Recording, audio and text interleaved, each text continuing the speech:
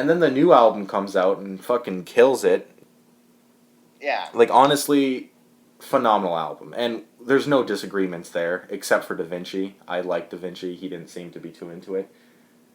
But yeah, the entire album, like, to me, that album is probably the closest they're ever going to get to the first two albums. And even, I still think, I mean, this is controversial, but I think it's on par with those albums.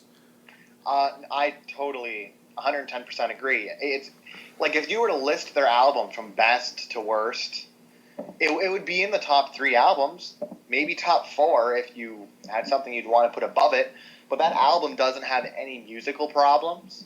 No lyrical problems either, except maybe... I could argue that like like Da Vinci does. It's a bit. Yeah, Da cheesy, Vinci is the but only one, having really. one song with some cheese in it, whatever. Yeah, and it's not like it's out of place with the music. Like, the music is kind of like that. Like, with the whistling, it's just kind of like a, you know, a Troublemaker type thing. Not as goofy as Troublemaker, but along those lines of just being kind of like... Yeah, it's a great melody. It's musically solid. You know, there's not much to say about it, except the lyrics are a little bit funky, but it's just one time on the album. I can handle that. But besides that, it's a phenomenal album. Like, amazing. Yeah, it's a 10 out of 10. It's a must-buy. Yeah, and this really comes down to the point I want to make here is, where the fuck is the fall? I mean, he addressed it a little bit on Hurley, like, okay, if you like this album, why is it the fall of Weezer? But even from Rock Critic's perspective, I don't see how you could call this the fall of Weezer. Like, he thought Red Album was okay, like, he gave it a 50%, 5 out of 10.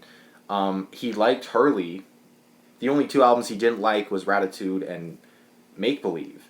But is 2 albums really enough to consider it a fall? Well, yeah, well, like to me, when it comes to falling, it's like sometimes bands put out bad music. It's happened. Yeah. Like, but at the same time, to say someone's fallen off, you really have to do something bad to have fallen off. Like, Ratitude was shit. Like, don't buy it, burn it, if any copy you can find. But I can't see much of an issue with the rest of it. It would be a fall if they released Make Believe and it was like a 2 out of 10. And Red Album, 2 out of 10. And then Ratitude, 2 out of 10. If they release 3 Ratitudes in a row or 4 Ratitudes in a row, then I see the issue there, but they didn't. They released, in my opinion, a stream of pretty solid albums that all have their issues, but overall are pretty solid albums, and then one really bad album. To me, that's not a fall. And again, that's my opinion, but even through his opinion, 2 bad albums, I mean, that's not a fall, to me. No, it really isn't. Now, are there some bands that you might say have never had a bad album? Maybe. Yeah, but it's... I mean, but it's rare. I honestly think you could probably critically examine any band like this and pull out a fall series. I think you could do that with pretty much every band. Yeah, like The Offspring. Where if you were to say one album of theirs you just dread listening to, what would it be? Offsprings, honestly, I'm really not feeling Conspiracy of One, but even that album's not like a Ratitude to me. Well, I don't think they have a Ratitude moment in their discography. Yeah, there was one Conspiracy of One, I'm not really into at all. I understand that one. It's a bit poppy. Splinter, I'm kind of... It's different.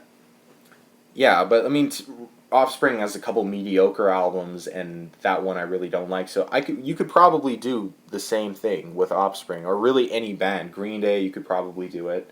Well, you could probably not do one for Rise Against. I'm gonna be completely honest. They don't have a rise and fall. They're really consistent. I've never really listened to Rise Against, but yeah. Well, then fuck you. Fuck you.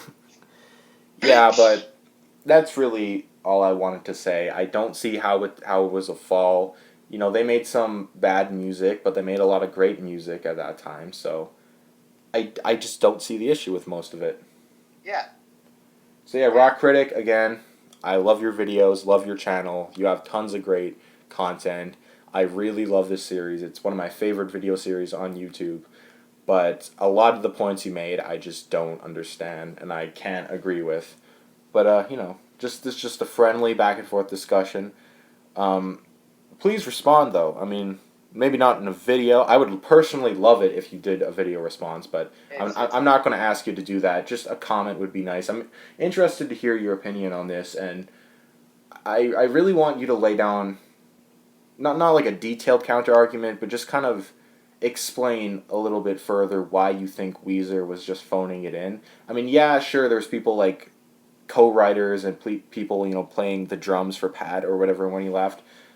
But even though that's kind of lazy, I don't think they were just trying to phone it in. I honestly You think have to do something sometimes.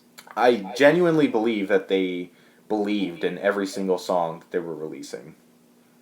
And I don't think they were just pandering to like the masses. I actually think they were trying to make good music. I just, you know, they weren't the same band that they were in the 90s. They moved on a little bit. Yeah, and as a closer statement from me, after this whole Weezer shit, this is a personal thing, Mr. Rock Critic.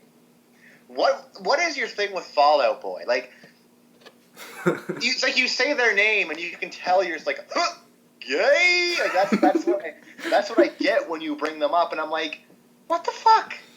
What the fuck? They had 3 albums, or 4 albums if you want to include the like underground one.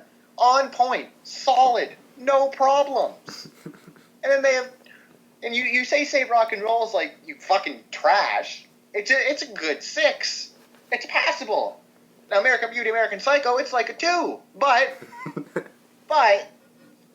just do fucking something about that. I want to know completely like why you dislike that band. I know Blake doesn't listen to them. No. But I'm a huge fan, and I don't get it. I don't get it. But whatever.